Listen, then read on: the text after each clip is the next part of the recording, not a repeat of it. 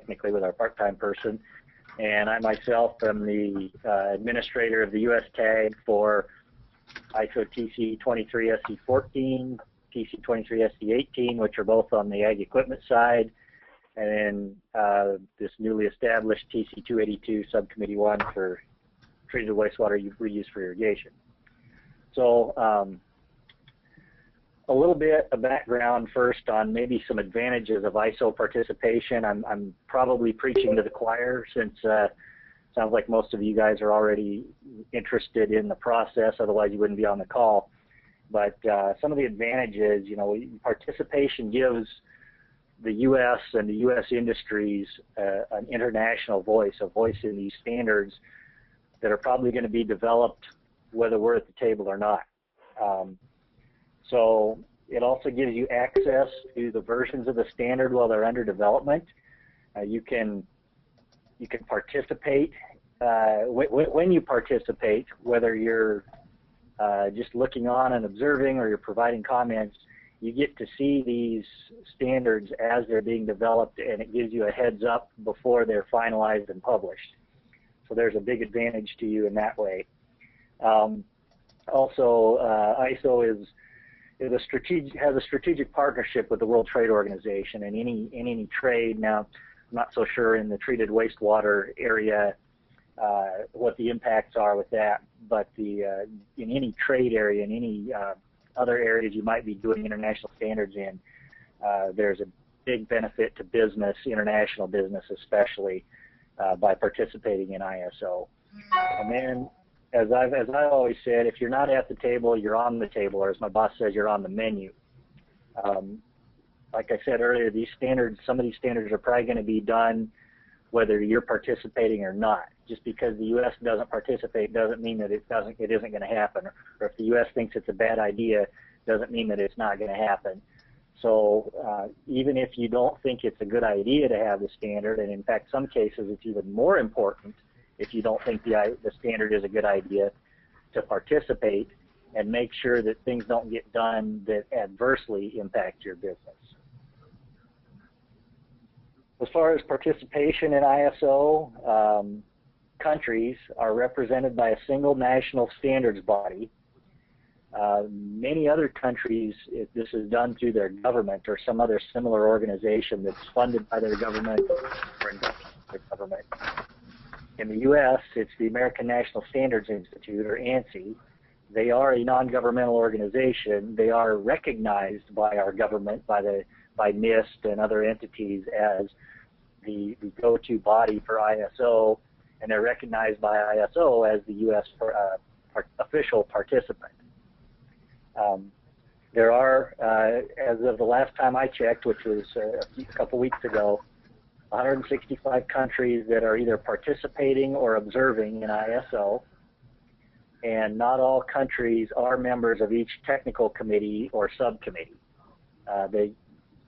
Sometimes there are standards that are being developed out there that there just isn't an interest, perhaps for example, from the U.S. in participating in or even observing.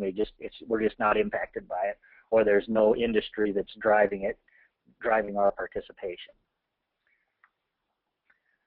As far as the U.S. technical committee participation, ANSI is the official member of ISO TC 282. They're also the official member for Subcommittee 1, 2, and 3, and ANSI receives the notification from ISO for all these activities. But ANSI themselves do not administer very many memberships. They pass on to another U.S. organization, which forms a technical advisory group, and that's required in the U.S. for a P membership, a participating membership on any technical committee or subcommittee. These U.S. tags, technical advisory groups, are made up of an administrator, a chair, and then some number of members that make up the committee that covered all the interests of that either technical committee or subcommittee, and then in some cases they form working groups as well, same type of structure.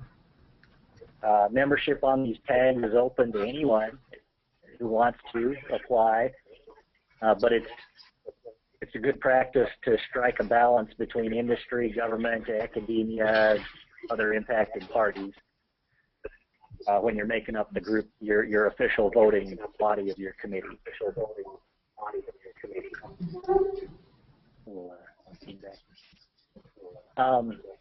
The members of these tags are expected to be active participants. We expect you not to just look at the stuff and ignore it. We expect feedback, we expect votes, and you should be available to help us provide a consensus U.S. position on all the issues brought up.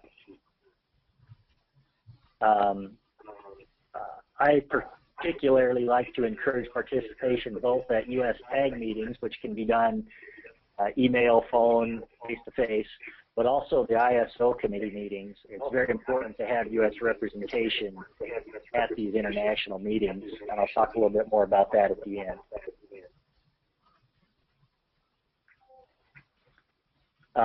Some of the key aspects of your participation.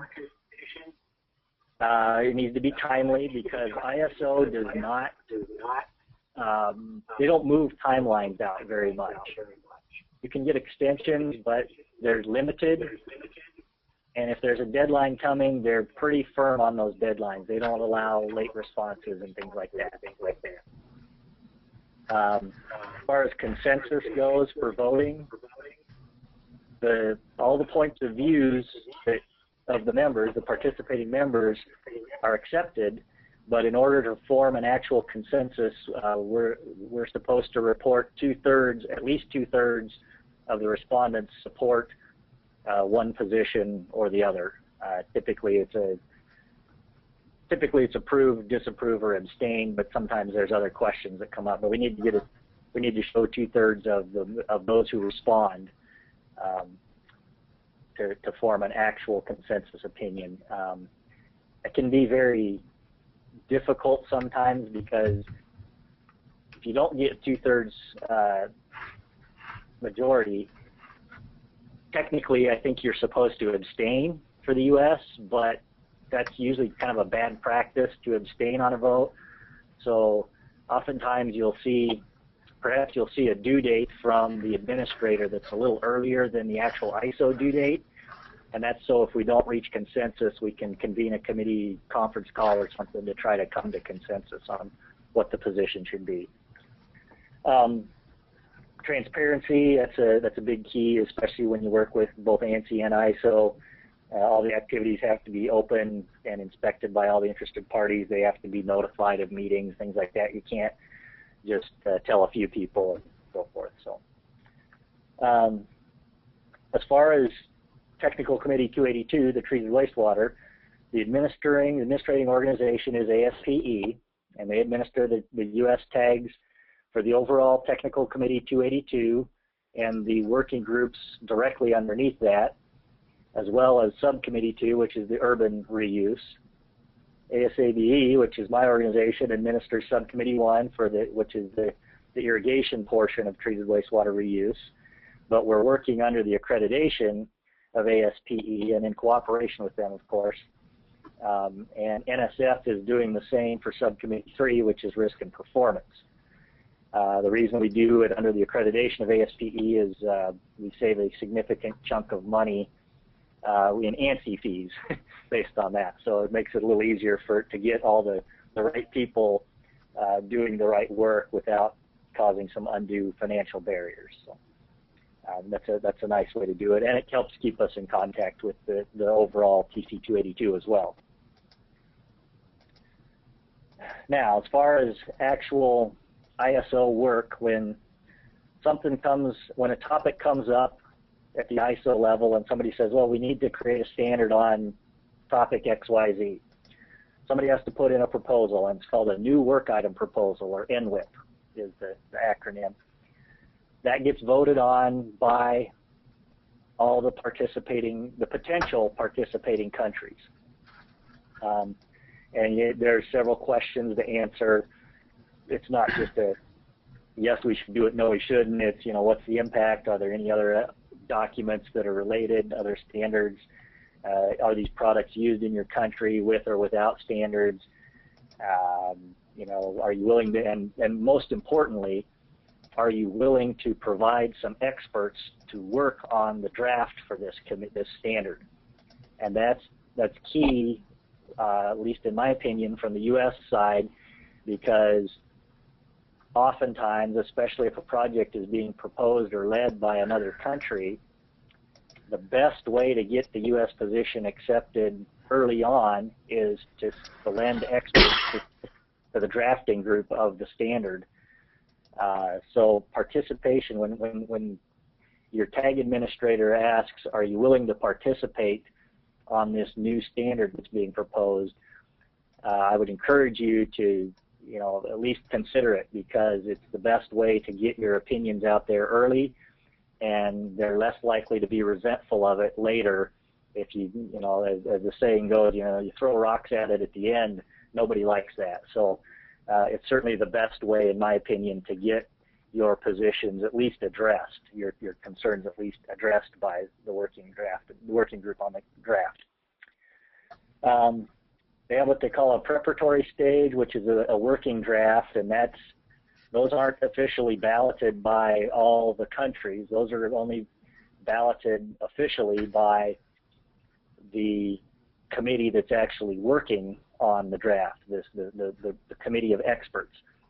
They have the option to put it out in front of the whole committee, the full technical committee or subcommittee in all the countries. It's not required. And it can actually be skipped if somebody already has a draft ready when they put out the new work item proposal. One of the things you can vote on is, we should take it directly to perhaps the committee draft stage, or even the draft international standard stage if it's very complete, or perhaps it's a revision of an existing one and not a lot of changes are being made. But there is an official stage for working draft. It can be skipped. There's what they call a committee stage, and that's the committee draft, or CD, and that is officially balloted to all the countries that are participating on the committee, that particular committee. Again, that could be skipped from the new work item proposal stage if there is consensus, and it's kind of at the discretion of the project lead and the international secretariat who leads the international committee. But there has to be a pretty good consensus from a previous vote if they're going to skip that one. The fourth stage they call the inquiry stage, and that's the draft international standard stage, or DIS. And this is a very important stage, and that's the reason why it can never be skipped, is because this is the last chance for technical comments. It is the only time after the DIS stage that a technical comment would be accepted is if there was an egregious error in the standard that was the draft that was approved. But this is the last chance for the committee members to provide technical input. So when I ballot a draft international standard, I try to make sure, I'm not trying to tell Gretchen or NSF or anybody else how to do their job, but when I ballot a draft international standard, I make sure to put that in the ballot. This is your last chance for technical comments, to make sure that everyone is aware of that. Now, assuming that passes, of course, and at any of these stages, when comments are made, and you can make comments with an approval vote, a disapproval vote, or an abstention, comments are always addressed by the project lead and or the working committee. And those are typically circulated back to the people who make the comments. Depending on the secretariat, that can be very timely, or sometimes with the next draft that's being balloted. It kind of depends on who the project lead is and who the secretariat is, the international secretariat.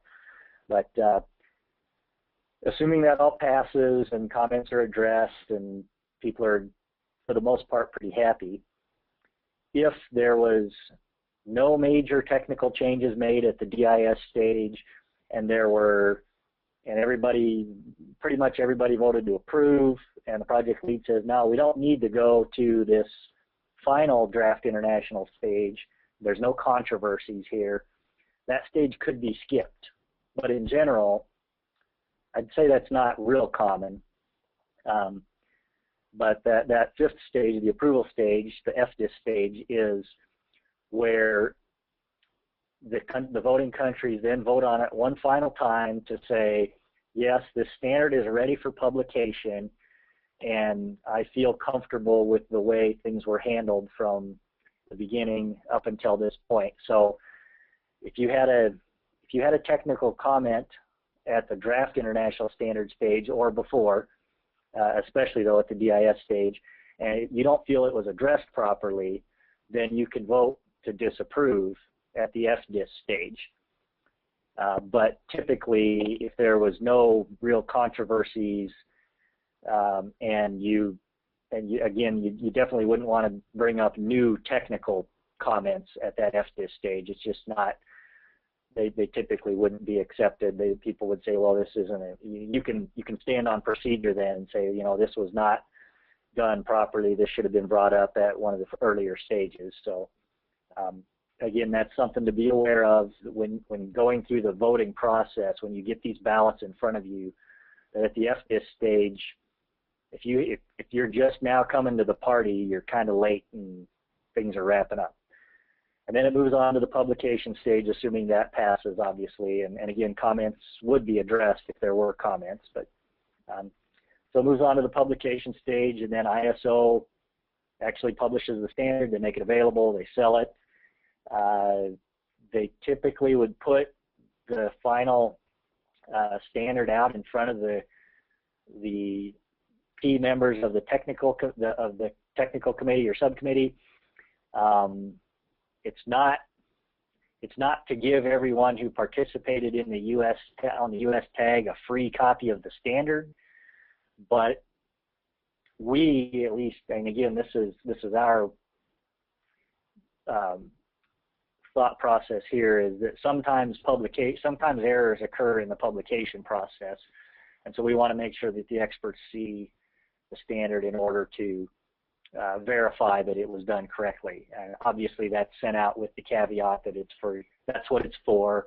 You're not supposed to use it for your own use, and you're not supposed to distribute it and resell it, things like that, obviously. So just so you guys are aware, just because you participate on a U.S. tag doesn't mean you're going to get free copies of the final standard, but it's assumed that you would know what the content is leading up to that point. So hopefully at least you're informed on that. So that's the main stages in ISO standards development. Now, within each one of these stages where there's an official ballot, so the NWIP, the working draft, if there is one, the CD, the DIS, the FDIS, there's a U.S. tag voting process.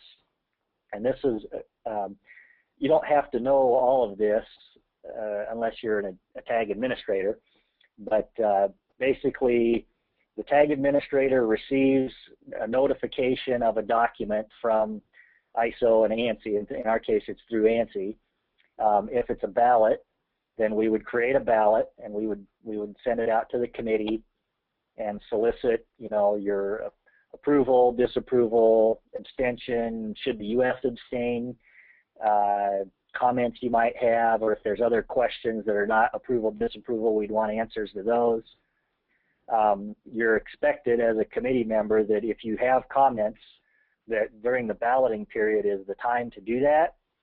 And there is an actual comment template from ISO that you need to use to do that. So, we would typically send that out with the ballot. That's how we do it here anyway.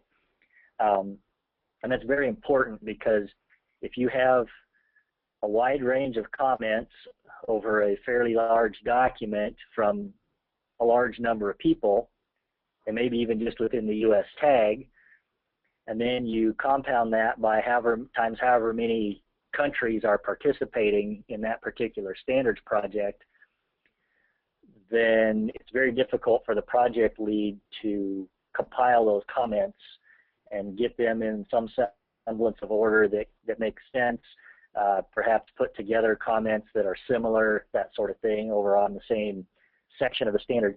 there's actually a comment compilation tool that ISO has that allows you to do that.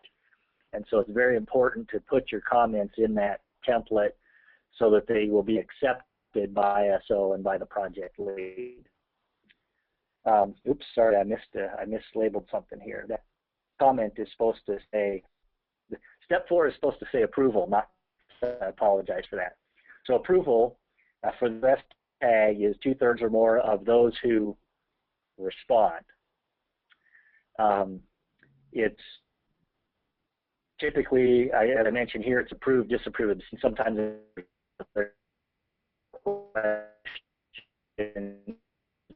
but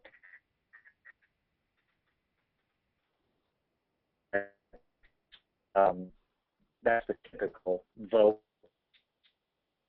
is for that. So assuming we come to some consent, approve, disapprove, or abstain for the U.S., the administrator sends that and any comments that go along with it onto ANSI, which they make sure they verify that it's all in the right format and that the right questions and all the questions have been answered, and they send it on to ISO, to the project lead who addresses them and gets back to people and so forth.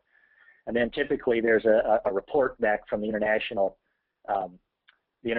side, particularly from the project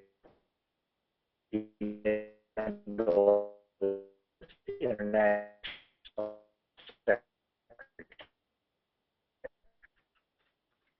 and that comes back sort of in backwards fashion from ISO to ANSI to the administrator onto the committee.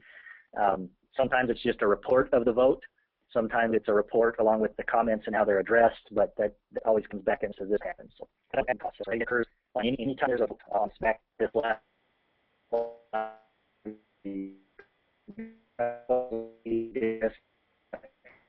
whatever. Anytime there's a vote, then that's the PROS tag level. Now, as far as actual attendance to the ISO international meeting, so I've talked a little bit about the tag stuff. Attending ISO meetings, ISO tells ANSI that there's going to be a meeting, and the administrator would send a notice to the committee members and any other interested parties. Hey, there's going to be a meeting. It's on such and such a date at such and such a location. Anybody who wants to attend must notify the tag administrator, because we have to compile a list and we have to talk to the people who are going and talk to the committee and the chair of the U.S. tag, decide who's going to be head of delegation, or what I would call the mouthpiece of the group going. Now, at the meeting, the committees will typically listen to input from anyone, but when it comes time to make decisions and take votes, the head of delegation has to do that, and we have to identify that person. And there's actually an ANSI form to tell them who all from the U.S. is attending, what's your interest areas, and who's going to be the head of delegation. ANSI takes that and they keep it in their own records, and they also notify the international convener of the meeting, the ISO convener.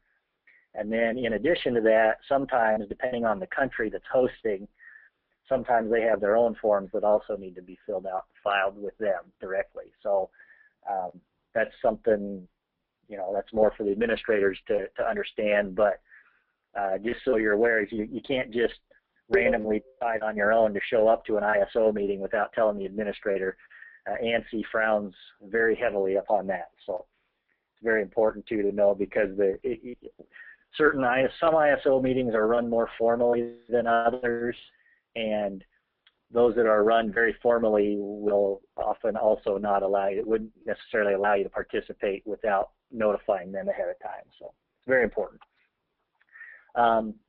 If a vote is going to be taken at the meeting, at the international meeting, ISO, of course, is required to notify you ahead of time. I think it's 30 days. I'm not sure the exact number. And in fact, the upcoming 282 meeting, I know at least one thing is going to be voted on at the meeting, maybe two in SC1, subcommittee 1.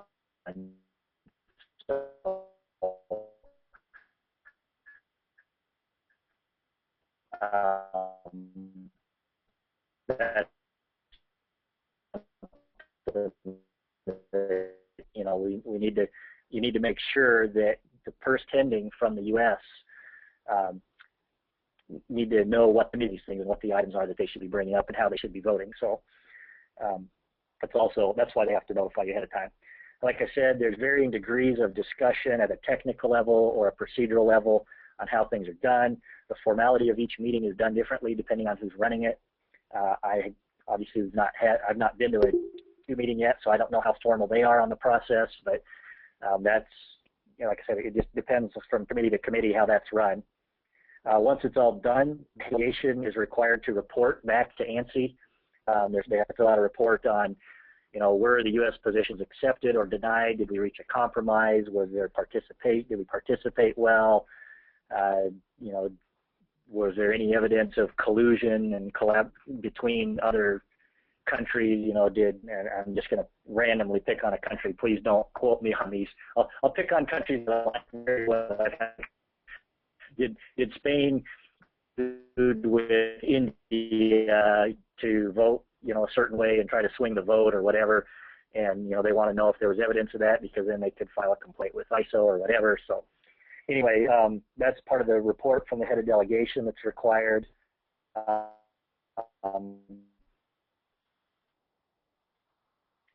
And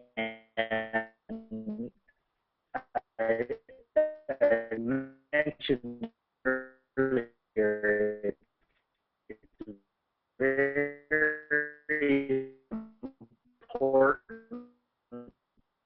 to have the U.S. participation at these meetings,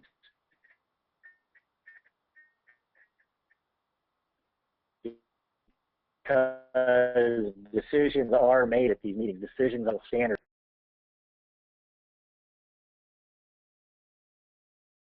which is also there. But just from a standards perspective, if somebody is working on a standard and you have a chance to sit down with them at a dinner or at a coffee break, away from the formality of the meeting and formality of a vote, it can be very, very fruitful to talk to them off the record and offline and aside from everybody else and other influences, and say, here's my concerns.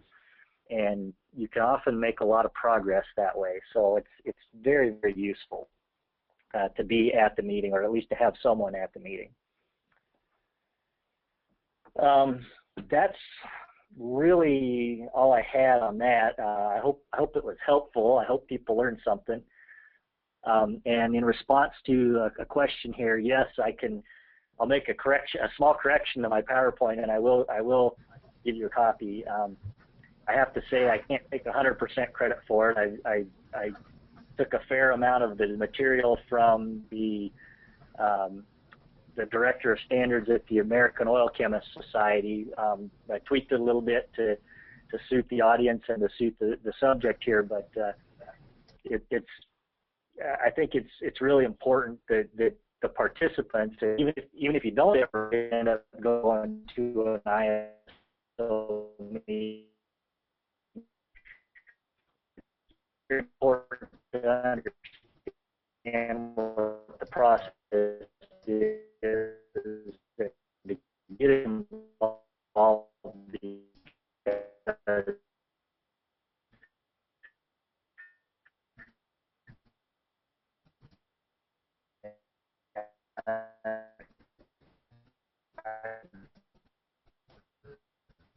I've been having conversations with people in a different area. They say, well, I'm not sure about standards, and all this stuff. If you don't, as I say, I'm going to do it. You end up with, and in some way about the government, they're going to point to standards, they're going to make me comply to standards and all this. Participation in ISO standard, in any standards activity, but and ISO standards as well, actually allows you to help shape those documents rather than waiting for somebody else who may or may not have as much expertise in this area as you, or they have a completely different viewpoint on it. Allow somebody else to do it. You end up still having to play with it at some point, because like enough, the government is probably going to get involved. And the best way to make sure that you have something to point to that's valid and science-based and all that is actually participate in the process yourself. So That's all I have. Okay, so looks like we have a little bit of time for questions. If anybody has any, feel free to speak up, or you can use the chat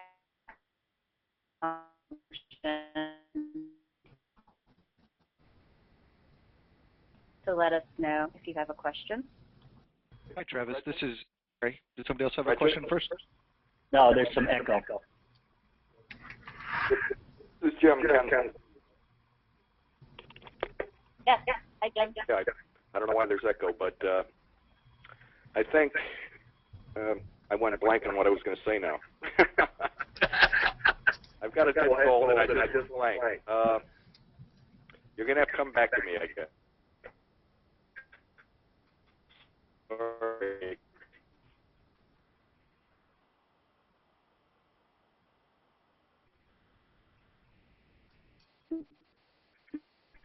Okay.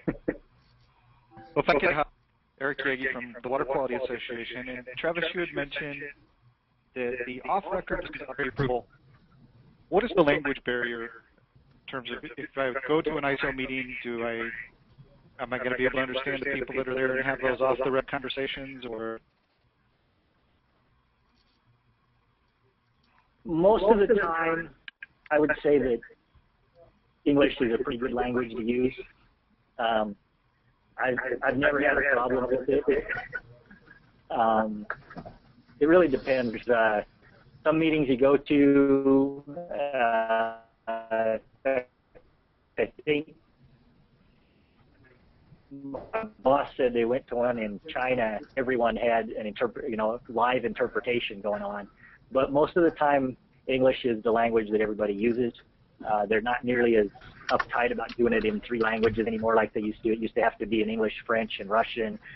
Now, almost all the meetings, especially ones where the U.S. is a participant, Britain's a participant, and other English-speaking countries are participating, English is the language they use. It's a pretty common language. So I've never run into a barrier problem.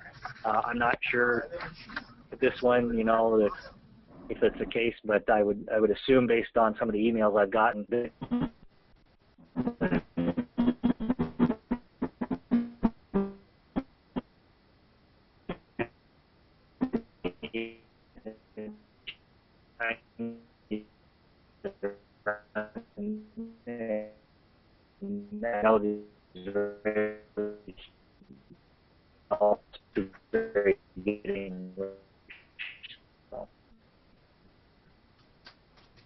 Are those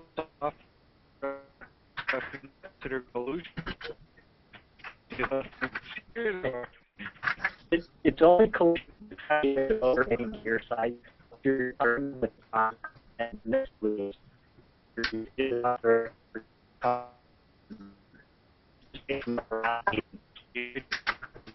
working draft. And I'm going to try to get trade to vote in your favor. And where do they draw the line as far as collusion? Well,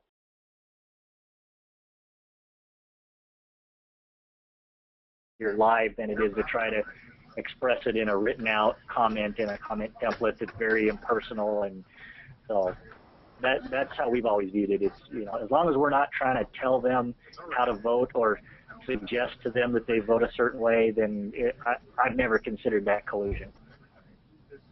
Well, also, if you share with the rest of the group when you get back to discussion that went on, then it's not collusion because more people know about it. Yes, and that's what we've always tried to do. What we would do is we would come in after a break or the next day and say, look, so I had a chance to sit down with so-and-so, and we talked a little bit about this and this and this, and this is the idea we came up with, and of course then you give everybody else the opportunity to weigh in on it and vote the way they want to vote. But yes, that's exactly right.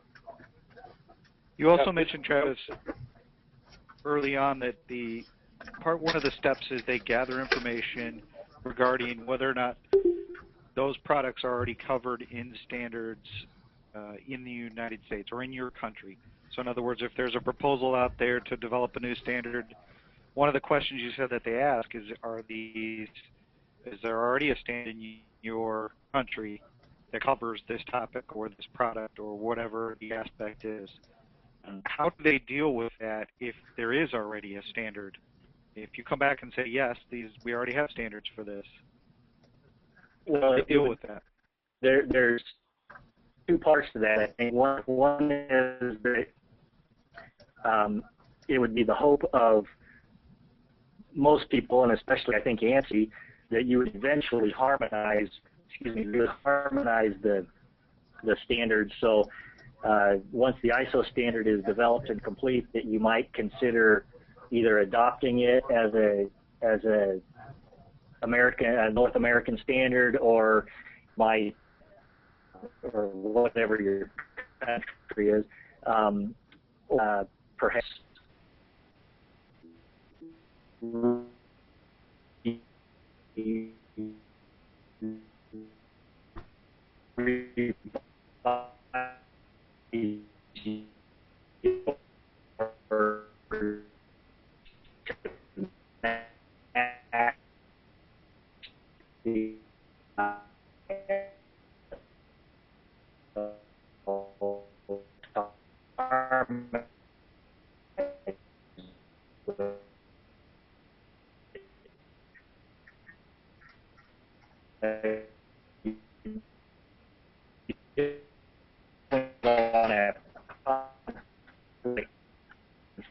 standards and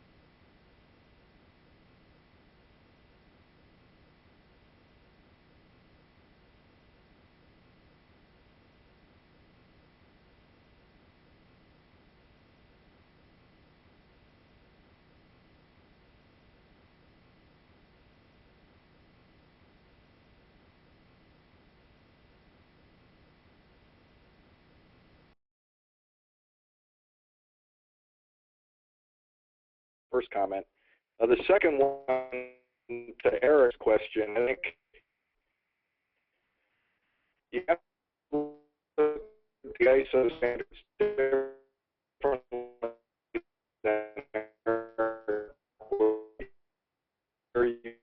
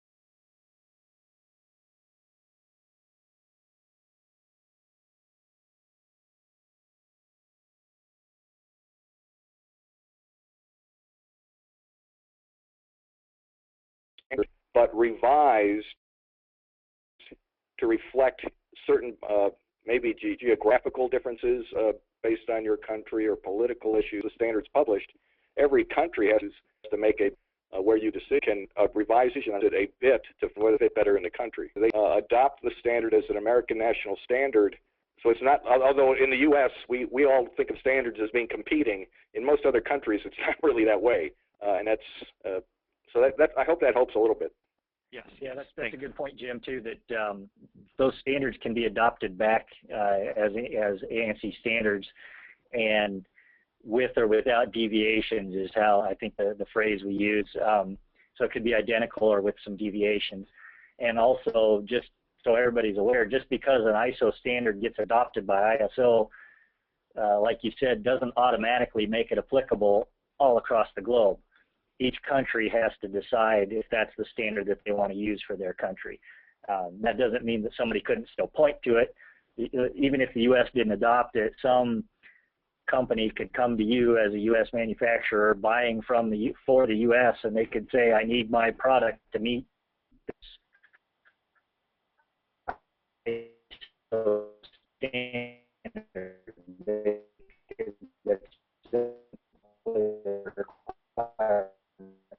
So that's there too. But to answer your yes, we talked to Stephen Smith, who's going to be going to represent FC1, and he said he's glad to represent. I'm not sure about FC, how much he would do there, but or FC2's not meeting. I don't know. Anyway, he's glad to go to all of the mediation for the U.S. So yes, we did arrange that with him. So. Sorry to have so many questions, but could I ask a follow-up question, Travis? Sure. So let's say that there is a standard comes out of ISO that we feel should be adopted as the North American standard. Who takes the lead on that? Is that the tag? Yes. How does that process work? Can you talk a little bit about that? Sure. So it has to be, the U.S. tag has to be the official voting body to adopt an ISO standard. So whichever technical committee or subcommittee it falls under, that U.S. tag has to be the consensus. That's an ANSI requirement.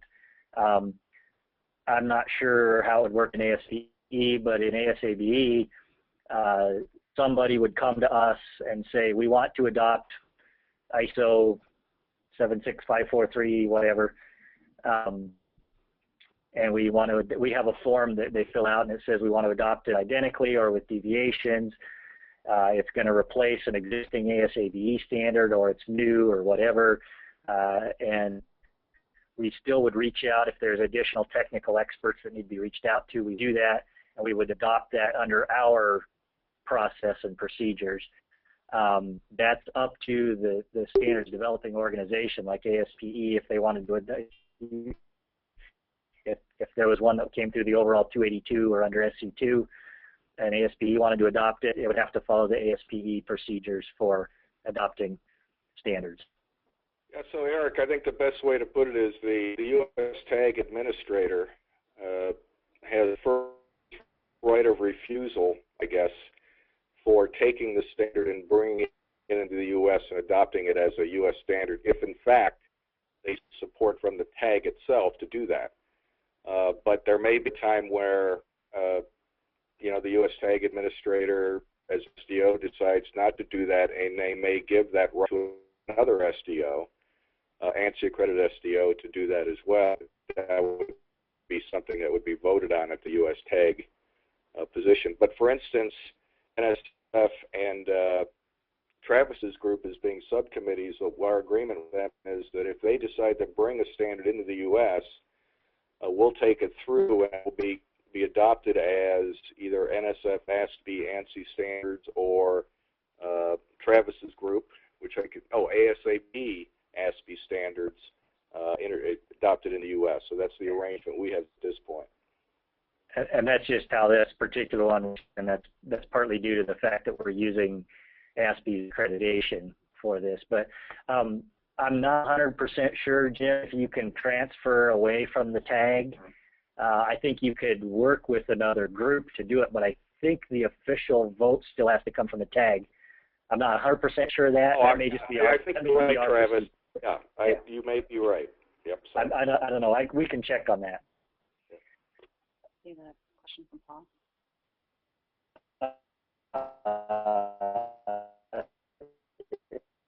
That's the one about the 2/3? Yeah. Yeah. So, Paul, to answer your question about the ISO about if you don't get a clear 2/3 one way or the other from the tag members,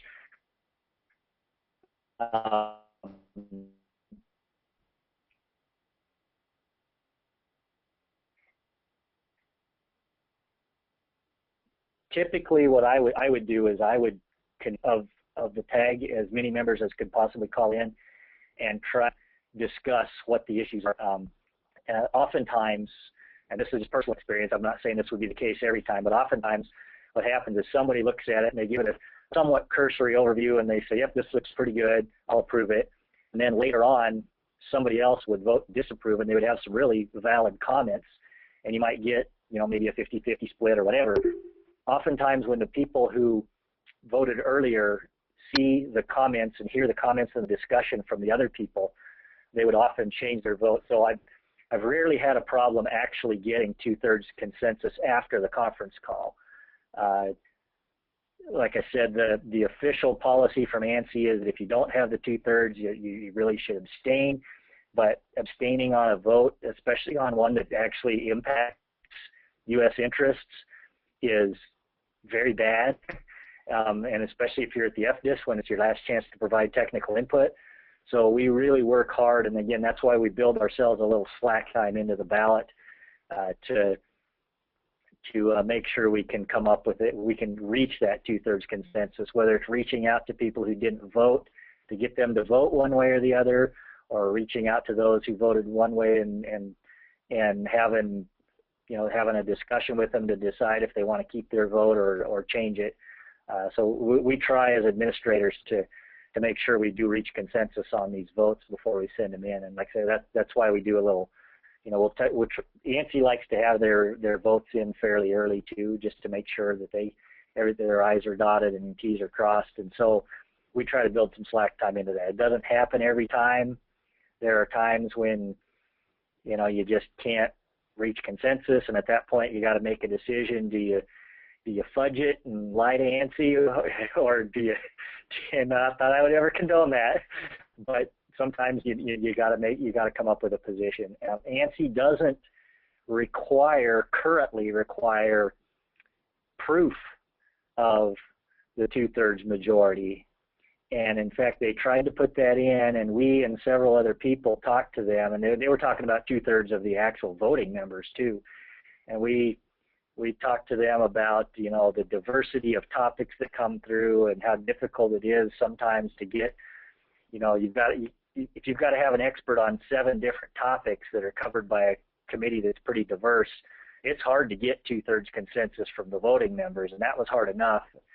So they don't typically come back to us and say we need 2/3, but you can always have a for-cause audit too, so we have to make sure that we do give some record of those 2/3 votes, but it's a difficult line to walk sometimes, especially on some controversial topics.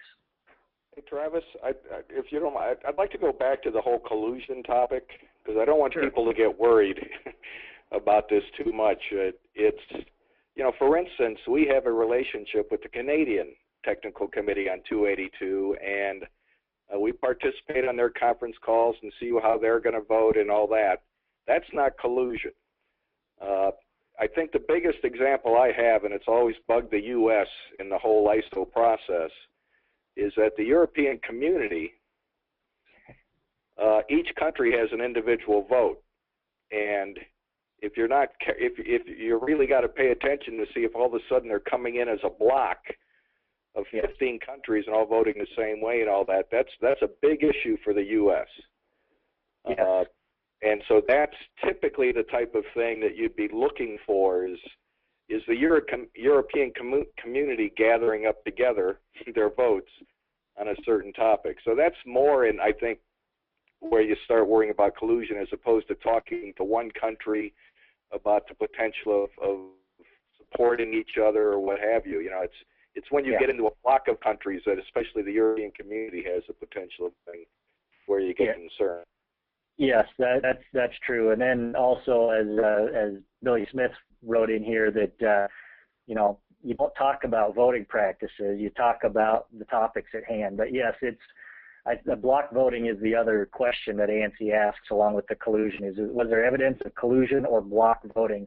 And the biggest, like Jim says, the biggest example in many cases is Europe, because they have these CEN or SEN documents that they use, and if they're coming in and they're basically saying that all the topics, all the information that's copied into the ISO out of the SEN documents is the way to go, and they all vote that way just because of that, then that can be a real, a difficult hurdle to cross for the U.S. With one vote.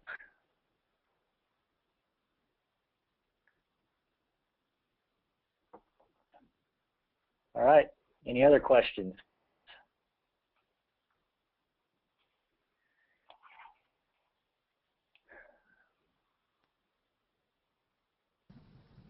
Well, it's always interesting how it suddenly goes quiet.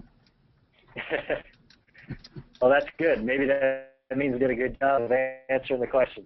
Well, I think it was a very good presentation and informative, especially for those of us who haven't been really involved in the ISO process much before.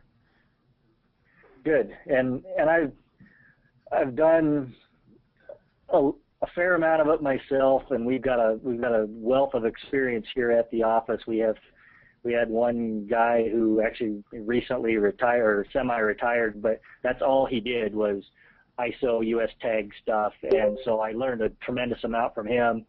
And so we've had quite the gamut. Some of the stuff where the committee members knew an awful lot about the ISO process and were able to teach us about the ISO process, and some where the committee members were all completely new to it and they'd never experienced it at all, and staff kind of had to hold their hand through it. So we've run the gamut on that. So I think we've seen most of the questions before. Well, appreciate your time in putting this together. So. Sure, no problem. Glad to help out. Does anybody else have any other questions? All right, then I guess we will close this down. We will be making the presentation, and hopefully I was able to record this. So we will make that available to everybody in the coming weeks, and feel free to contact me if you have any further questions. Thank you, and have a good evening. All right, thanks, everybody. Bye.